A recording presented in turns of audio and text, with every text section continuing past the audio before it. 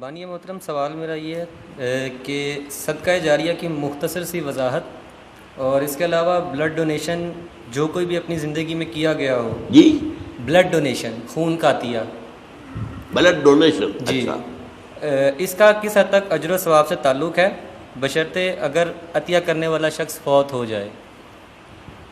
میں یہ اگلا حصہ نہیں سمجھا. اگلا اس سے مراد یہ ہے کہ اگر کوئی شخص فوت ہو جاتا ہے، اس نے اپنی زندگی میں 2 4 5 لوگوں کو بلڈ ڈونیشن دیا ہوا ہے، اس کا کس حد تک اجر و ثواب ہے، اور صدقہ جاریہ سے متعلق کچھ تھوڑی سی وضاحت.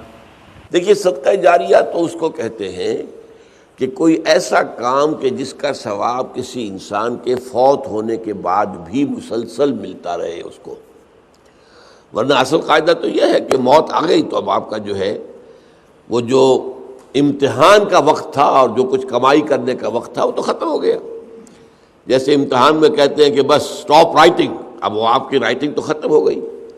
البتہ بعض اعمال ایسے ہیں کہ جن کے اثرات بعد میں بھی پھیلتے رہتے ہیں، اچھے اثرات، تو اس کے جو ہے اللہ تعالیٰ کی طرف سے اس کا ثواب بھی اس شخص کے مرنے کے بعد بھی اس کے حساب میں درج ہوتا رہتا ہے. بہترین صدقہ جاریہ نیک اولاد ہے.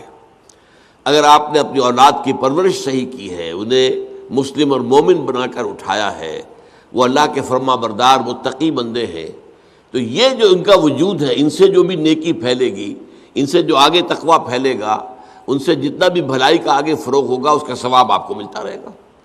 تو سب سے بڑا صدقہ جاریہ جو ہے وہ نیک اولاد ہے. اب اس کے علاوہ ایک صدقہ جاریہ مثلاً یہ کہ ایک شخص نے ایک دینی جو ہے درسگاہ قائم کر دی، زمین وقف کی، عمارتیں بنائی، دینی درسگاہ. اب یہ درسگاہ جب تک چلے گی اس کے حساب میں جو ہے اس کی نیکیاں جو ہے درج ہوتی رہے گی. اسی طرح دعوت و تبلیغ کا کام ہے. آپ کی دعوت و تبلیغ کے نتیجے میں جن لوگوں کو بھی ہدایت نصیب ہوئی، اب ان کی نیکیوں کا بھی اجر و ثواب آپ کو بھی ملتا رہے گا. اور وضاحت کے ساتھ کہا گیا ہے بغیر ان ينتقص من اجرہ شیء، وہ جو نیکی کریں گے ان کے اجر میں کوئی کمی نہیں ہوگی. یہ نہیں ہوگا کہ ان کے اجر میں سے جو ہے وہ دعوت اور تبلیغ کرنے والے کو اجر ملے گا، بلکہ یہ کہ اس کا اجر بھرپور اس کو ملے گا اور اس کو اضافی طور پر جو اس کو ملے گا. تو یہ ہے خیر کا کوئی کام غریبوں کے لیے، عوام کے لیے.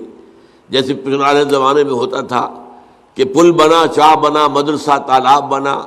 اب اس زمانے میں واٹر سپلائی تو نہیں ہوتی تھی، کہیں کنواں کھود دینا، کہیں راستے پر سبیل ایسی لگا دینا کہ پانی وہاں سے ٹھنڈا جو ہے مسافروں کو ملتی. سارے کام جو ہے یہ صدقہ جاریہ ہے.